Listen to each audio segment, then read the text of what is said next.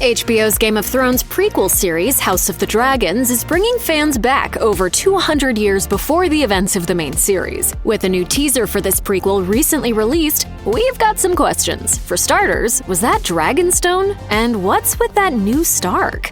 By the time Game of Thrones begins, there are no more folks of old Valyrian blood left on Westeros. Daenerys and her brother Viserys are wandering Essos in exile after the events of Robert's Rebellion. The new House of the Dragon trailer presents a very different state of affairs, with more platinum-headed dragon riders skulking around than you can shake a flaming sword at. What gives? In the deep Westerosi past, long before the time of the Mad King Aerys and Robert's fateful rebellion, there were a lot more Valyrians running around Westeros, and they weren't all Targaryens either. In the mass exodus from Essos after the Doom of Valyria, two prominent Valyrian families actually conquered Westeros, the Targaryens and the Valerians, the latter of which has died out by the time Game of Thrones begins. At the time of House of the Dragon, however, the Valerians are still very much on the scene and will play a central role in the Targaryen civil war to come. Marked by their silver hair, expect the Valerians to play the Game of Thrones hard in the new series. Since there aren't any left by the time the flagship series starts, you can imagine how that turns out. In the new teaser trailer to House of the Dragon, audiences witness some familiar names bending the knee to King Viserys I Targaryen. I, Rickon Stark.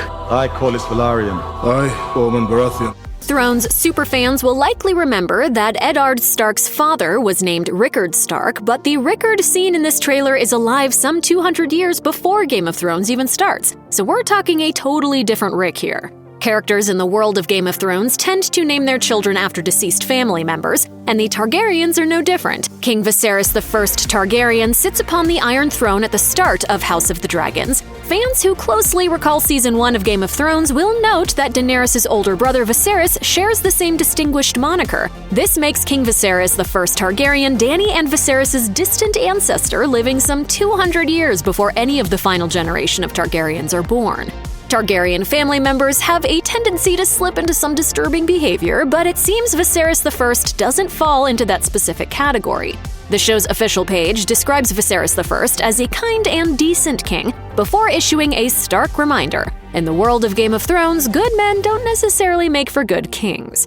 When you play the Game of Thrones, you win, or you die. There is no middle ground. Based on the teaser trailer and what we know about Westerosi history already, House of the Dragon seems to dive into the conflict that arises as Viserys I grapples with his brother's ambition, even as he names his firstborn child the heir apparent to the Iron Throne.